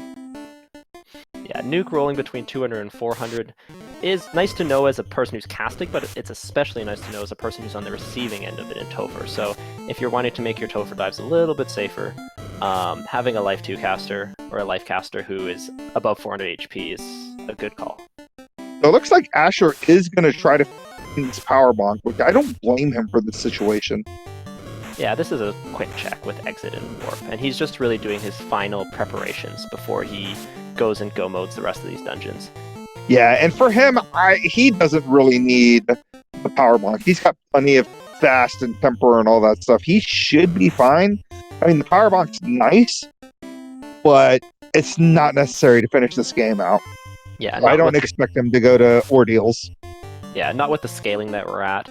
Also, at this point, he's an experienced enough runner to know that not only is the power bonk what's in ordeals, but it's also behind a bunch of fetch quests that he would have to run all over the world to do. Much faster with the floater, but still just time loss that he doesn't need to take on. Yeah, and Burt Reynolds pointing out, Fighter Rainbow was the draft. Yes, it in fact was. Sonny Wrath being our number 1 seed, went on ahead and started off with, I have to go to my notes real quick and check it out. Red Mage, and then Asher followed through with a Fighter and a White Mage, and then Sonny finished off with the Black Mage. Yep, and Reese, our tracker, putting it in chat, helping us out here. Yeah, actually the runners purposely commented in SRL that they were making sure that this late night special was not a late night special, so they didn't want to keep each other up until 4 in the morning, and we appreciate them for that. Yeah, so real quick, I just want to go on ahead. I want to thank Speed Gaming for obviously having us here for the midnight special.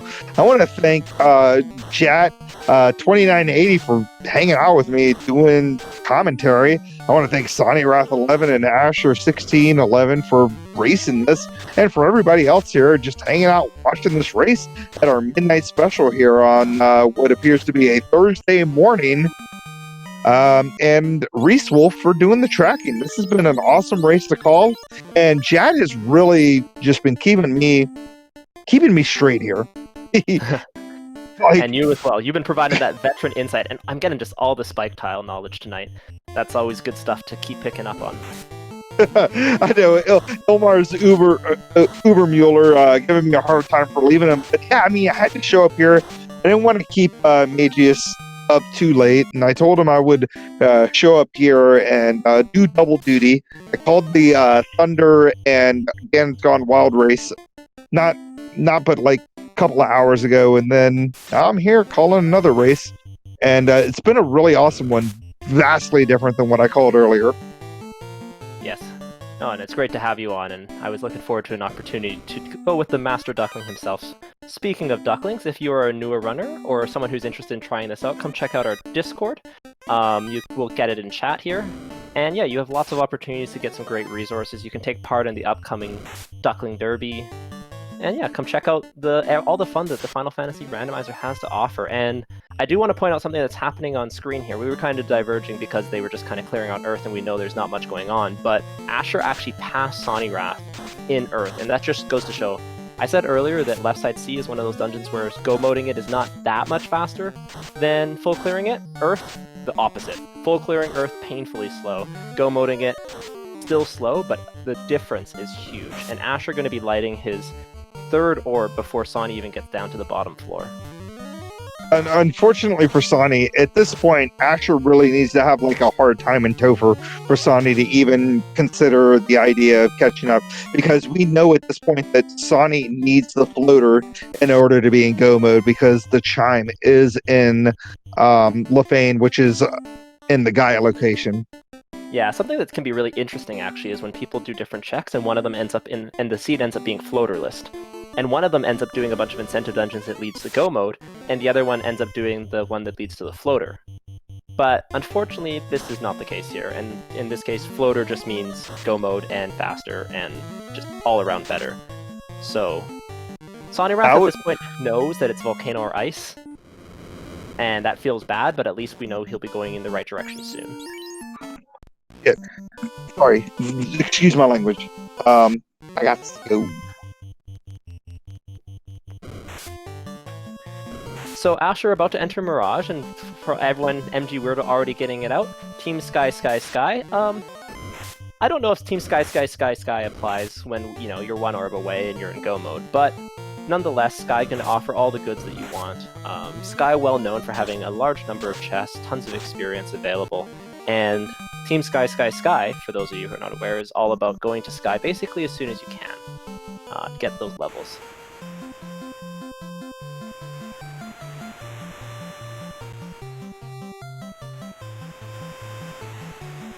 Sonny Wrath finally heading over in the right direction, going to go to Ice and Volcano.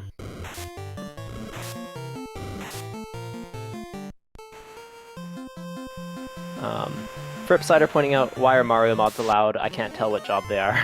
So there's been a lot of debate in the community, and I'll do my best to, I can do a little run through to say what we're looking at here, but a lot of people on our team have worked really hard on the creative side of things, making these special modifications, which are totally tournament safe, don't affect gameplay, and it makes sure that people, can express what they're trying to do. So that's why we allow, small differences. But in this case, yeah, we have Fighter, Red Mage, White Mage, Black Mage in order.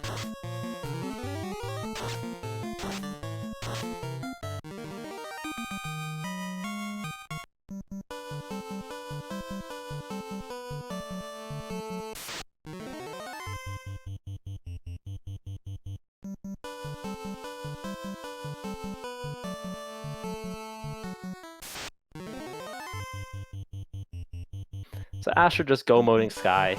Sonny Wrath making the right decision between Ice and Volcano, and he's going to be going down and finding both his tail and his floater. Unfortunately for him, it may be too little, too late, but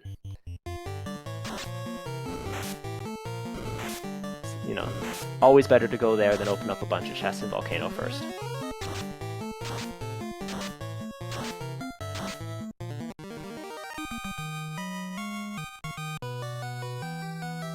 Yeah, no problem, Fripsider.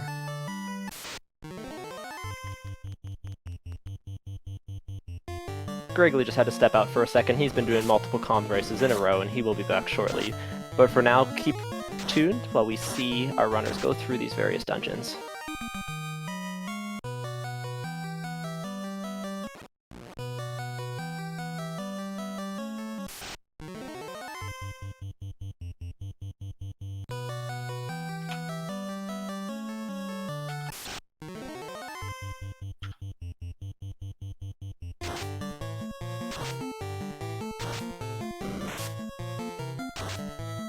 Yeah, our Pracker Reese will pointing out that Asher is an absolute savage with the left, down strats, but anything is better than the upright strats or ridiculous things like that. For those of you in chat, get your Bless RNGs out as we are on the Bridge of Destiny, hoping for a Robot Chicken, and at this point I don't think it would be the worst thing for Asher. Those extra levels right before he goes into Topher might be a nice thing. Asher actually getting to something that is one of my absolute favorite things when you have a life caster, is having a Stone White Mage. As you can just unstone them, you don't have to worry about them dying, and they can cast life as long as at least one person survives. So, Sweet RNGesus, asking, sorry, what?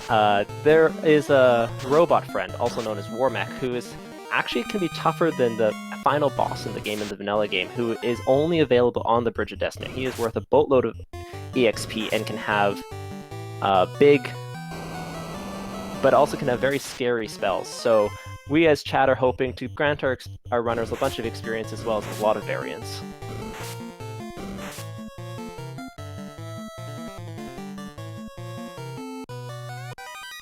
Fortunately, no robot friend today, but Asher taking on Tia, going with a combination of swings and Brack strats. Now Brack, we mentioned earlier, very effective against Kraken, but also very effective against Tia 1 in particular, as their low M-def just makes it so that you can deal with it quite easily. Now, that being said, easily still means it's only about a 26 or 27% chance, so someone in chat will give me the actual number.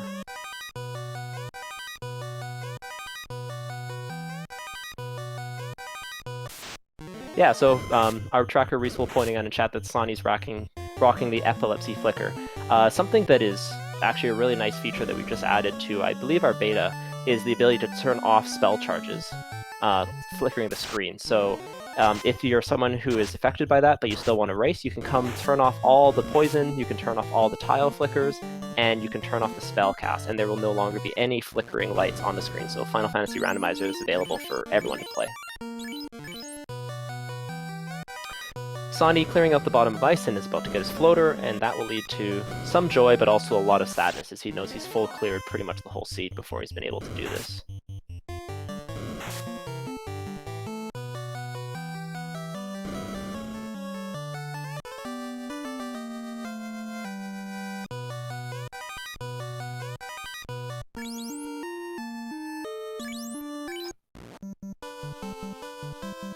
And at the 1 hour and 21 minute mark, Asher is going to enter the Temple of Fiends Revisited.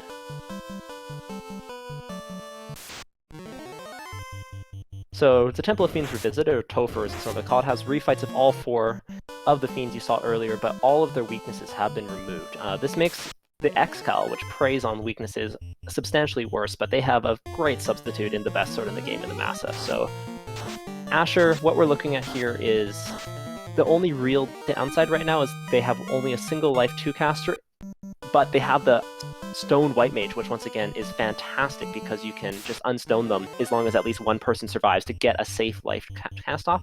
And they have no Invis 2 charges, but they have a defense, they have a ribbon, they have pretty much everything else you could want. So Asher in really good shape here.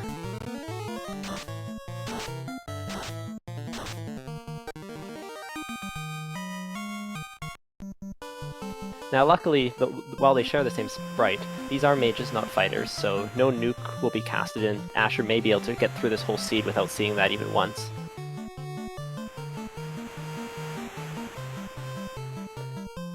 Green Ds, or Gas Ds as they're known in the vanilla game, are a great experience. And it looks like Asher is taking them. I didn't see if this was unrunnable or not, but I would be a little bit surprised that he's taking this, except if he feels like he needs to get a few levels. So yeah, he is taking this by choice, and while these are a fantastic experience, and with all those key items going to be worth even more with that 5% experience boost. Asher not 100% comfortable, but I think at this point he knows that he's a little bit ahead, because he's really just made all the right turns here, and probably wants a few levels for safety.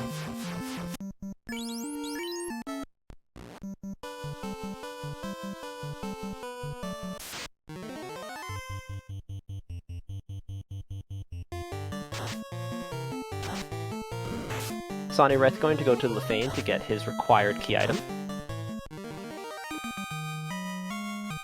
And Asher just 2 more floors to go before he enters the Earth floor. Yeah, Reese pointing out that Sonny was crashing his airship into Lefane and Vanilla Gaia, but yeah, I think that's just the displeasure. I don't know if he's crashing his airship into Lefane or he's just trying to crash his airship in general with how disappointed he was at how late that airship was.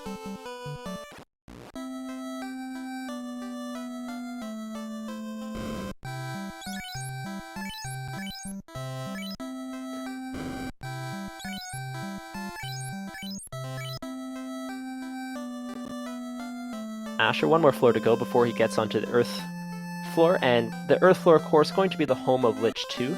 Those Chimeras also very good EXP, but I think taking those Gasties, getting the levels they want to get that extra swing is what I think he was looking for. And Sonirath picking up his cube, which will, of course, unlock the Sky Palace from Mirage Tower.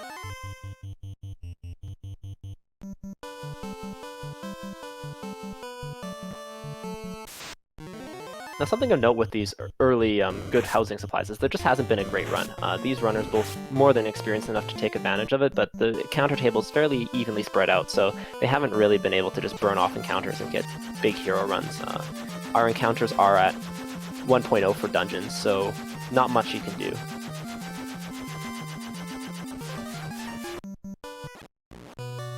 Asher taking on the speed bump, getting those Thorhammer strats in. Lich coming out with Fire 3, something that could be scary, but the ribbon's really helping protect some of that damage. Nuke goes out, and Lich 2 will not be long for this world. We are on 230% boss maximum HP, so Lich 2 with vanilla 500 HP can have just over 1000 HP, so will not be long for this world, and about to go on to the carry floor. Meanwhile, Sonirath promotes, finally gets that tail handed in to Bahamut, and is able to upgrade all of his gear. We have Unrunnable Worms, which is not what you want to see as it slows you down, but definitely worth another boat ton of EXP. Just further making the later Fiend fights a little bit faster and a little bit safer with the extra HP and damage.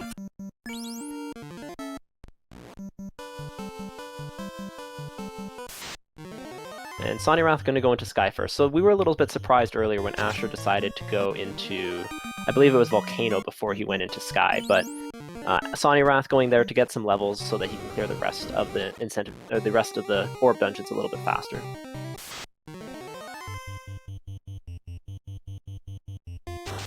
Yeah, Sonirath knows he's in go mode, also has to feel horribly behind at this point, knowing that he basically last locationed everything and full cleared Earth for nothing. So he's just going to go as fast as he can, but unfortunately, unless Asher has probably either a very late wipe or multiple wipes, it will not be for much. Carry 2 comes out with a Lit 2, really just wasting around there. White Mage continues to strike with that Thor Hammer. I wonder if that would do more damage if they swung it instead.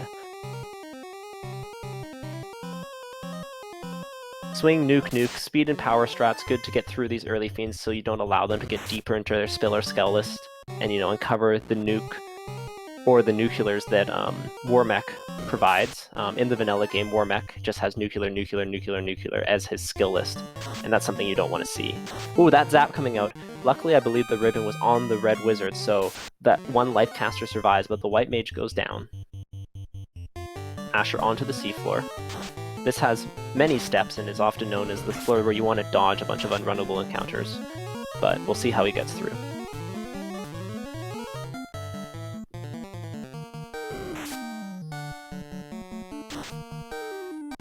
Asher using the nice trick to walk along the bottom of these rooms, which do not lead to encounter-causing steps. And pretty close to Kraken here. Kraken 2 or Kraken Honda, known for punching hard and fast, has 8 hits in the vanilla game, and with that damage scalable as well as the number of hits, can one-shot pretty much everyone. I expect to see his fighter move into the back row and have the white mage and the black mage up front.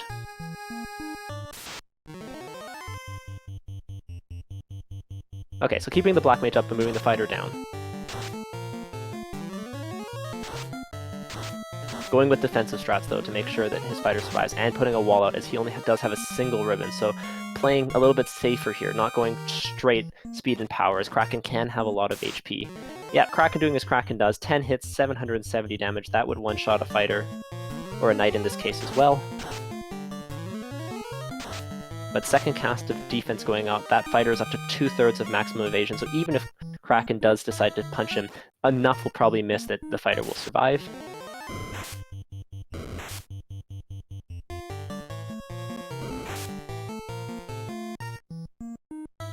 Sonny Wrath making quick work of Sky Palace and Mirage Tower, but Asher only has 2 fiend fights remaining between him and victory here.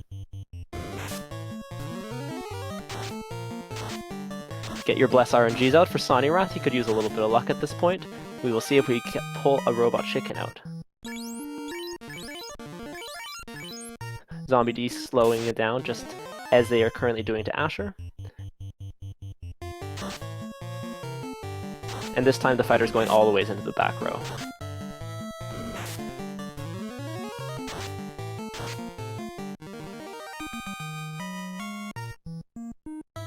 Saving a charge of life too there. So using those heal pots, which they have plenty of extra. And we have Tiamat. So once again, going with fairly defensive strats. Wall, defense, kind of been the plan throughout this whole seed. Not wanting his knight to get, you know, cracked or zapped. Tia using stop, not going to do much against these higher level party members as magic defense does increase as you go up.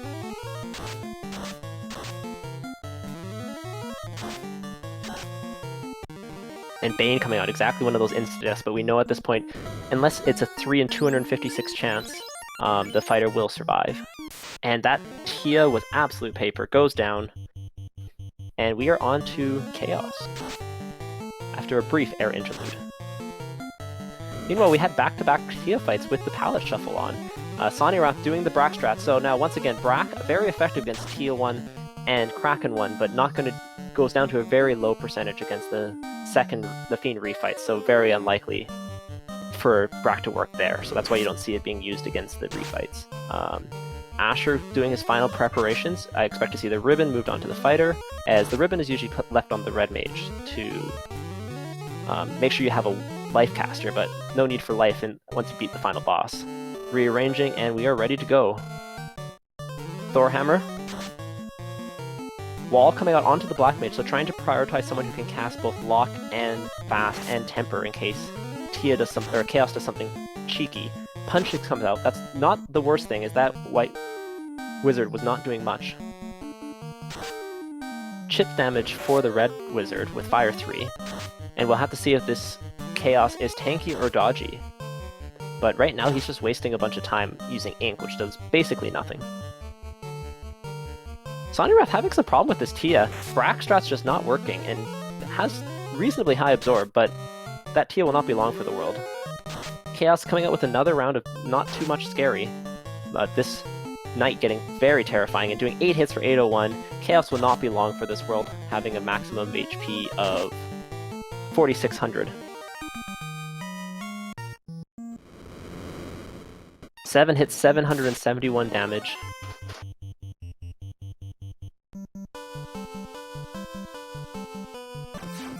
Another charge of temper. This Knight's going to hit even harder here.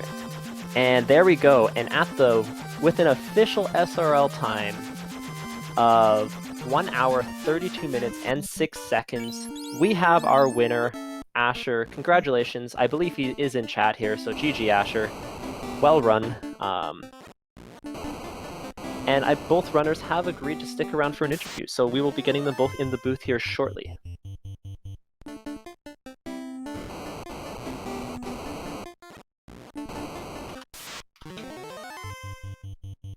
And Asher's just in the setup room. Meanwhile, Sonirath did forfeit, although I don't know if he continued to run on stream. And yeah, there we go. Unfortunately, that is him realizing the forfeit, but continuing to go on, making sure he gets his full practice out.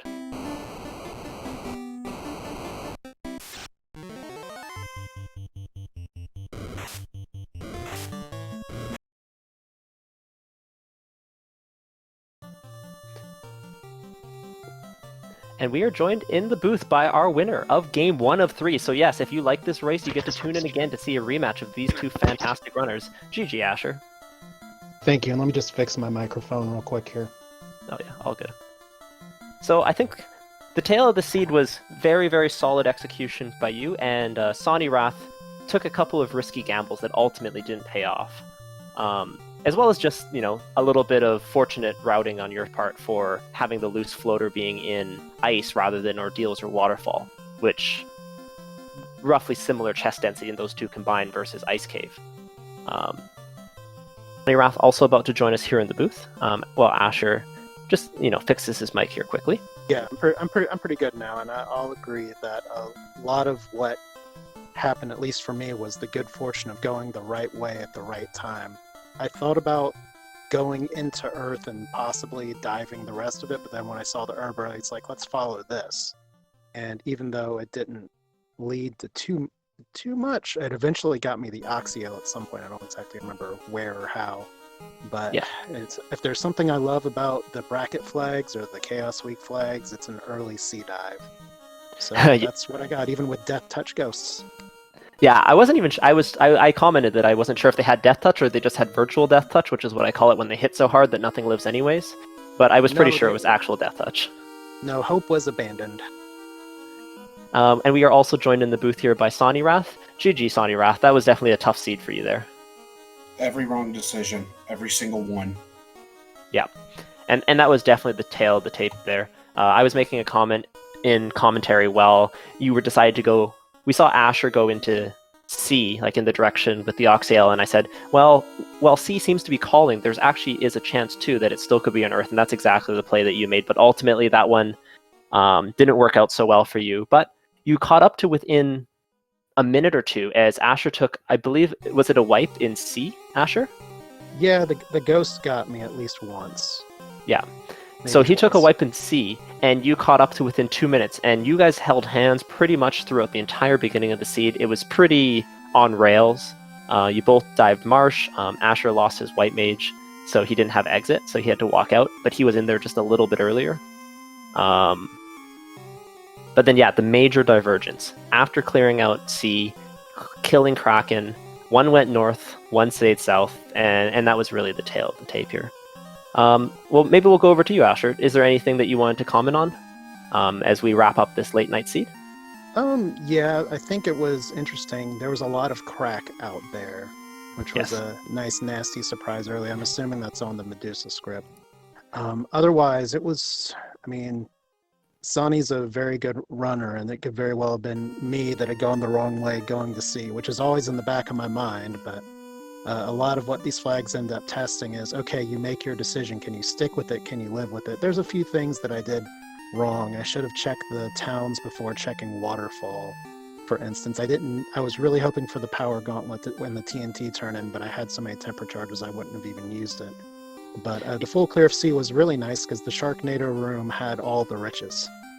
Yeah, it had all the swords, and with Invis 2 and Ruse both being at level 8, that was something that we were a little bit worried about, is if you couldn't find a white shirt or a defense, and Kraken did as Kraken does, that could have been a big risk. But luckily, all the swords were in the Sea Armory, or Sharknado room, and that worked out well for both of you. Let's head over to you, Sonny Wrath. What were you, like, I know the gambles didn't pay off here, but like, what was going through your mind there? That's kind of a tough one to answer. So let's rewind to Earth finding the herb.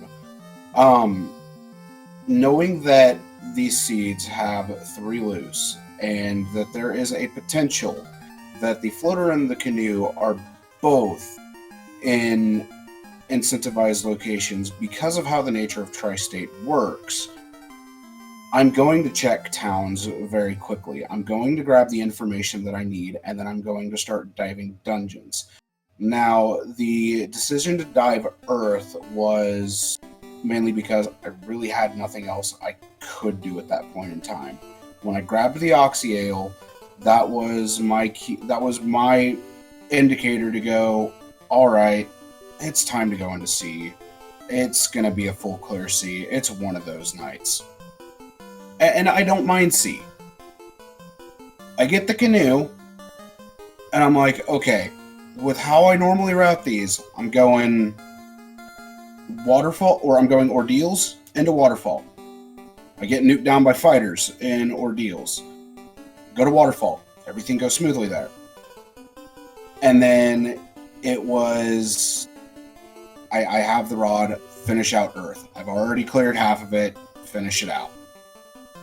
I come up with nothing. At that point, that's where I went, no, I've already lost this. I'm just going to continue playing this. I'm going to finish it out. And, I mean, even though even though I did finish it out, I forfeit an SRL because it's one of those things that it's like, it doesn't really matter what my time is. In the end, a defeat's still a defeat. Yeah, but it was good of you to stick through it, and as the race earlier today showed, I don't know if you guys were tuning in for that, but Thunder ended up spending, spoilers, for those of you who were watching it, but I'll just say Thunder ended up spending a lot of time in Marsh in the early game, but sticking it out, something that definitely is worthwhile. So waiting until, that dot done comes through, definitely a worthwhile thing to do, and that was good of you to stick it out there. Yeah, there was some interesting discussion and commentary about, with these tri-states, because in the Swiss rounds, going north for the 2 incentives versus the single incentive in the south has often taken priority, but we were debating on chest density, because with the fact that you basically needed the floater, and the floater had more than a 50% chance of being loose still, going for incentive items versus for chest density was kind of where we're going. And in this case, the chest density won out, but that definitely won't be the case in every seed. So I think these bracket flags definitely have some interesting twists and turns to throw at the runners. So maybe for you, Asher, how about that magic? I mean, it was fine. I mean, I've had some practice seeds with some garbage magic. Ice 3 I can make work. I did everything in my power to not have to go into Marsh, and then I stupidly decided to tempt fate with a nightmare tile twice and paid the price. So I was kind of running, I had that in the back of my mind most of the run of like, I'm sure Sonny saw Canal and exited out, whereas I tried to get the whole thing. And yeah. So those little time losses early kind of creep in my mind throughout it, and I kind of started to feel it on the water floor. It's just like, I've done a lot of things right, but are those early mishaps going to catch up to me? Yeah, for But sure. no, there was Temper, there was Life 2. I actually got to off the White Mage for a while. There was Heal 3 all over the place, so that's a lot of menuing time saved. It was a very good Fighter Rainbow Seed. Yeah, for sure. And we appreciate you as comms and trackers to not make the seed go until 3 or 4 in the morning with a quad thief lineup. Although I'm sure Will Bloodworth would stay up all night to watch that. He's not the only. maybe we'll pass it over to you, Sonny Rath, just for any final thoughts as we kind of put a damper on this. Any thoughts going into game 2? As I was saying before, this is a best of 3 matchup. So Sonny Rath, our number 1 seed, not out yet. Yeah, I mean, we'll see how Friday goes at this point. Right now, I've been flustered. I couldn't get out of my own head due to some stuff that's been going on, and we'll see if I'm able to get out of my head Friday. If not, then gonna have to play to the best of my ability. Yeah, absolutely. But you know what? All the viewers watching knew that, like, you know, your execution was still there. The decisions didn't pay off, but we got a lot of faith there's going to be another great matchup coming up next. What about you, Asher? Any final thoughts on this seed? It was just like I said, it was fortunate that I went the right way. It was fortunate that the spells broke out as they did. It's been a while since I've been able to run Fighter Rainbow in this tournament, so that was the nice refresher to go back into. Oh, I have access to pretty much all the things, and then I found all the things. But I do want to thank Speed Gaming for having us, for the viewers here for sticking it out late into the night or early in the morning, depending on your time zone. Feel free to visit the Final Fantasy 1 Randomizer Discord. It's a great place. And I'm really looking forward to Friday, because it may just well be my turn to have some bad routing luck. And these things can get very messy, so I'm looking forward to a nice solid mess on a Friday. Yes, the randomizer, give us, send it, take us away.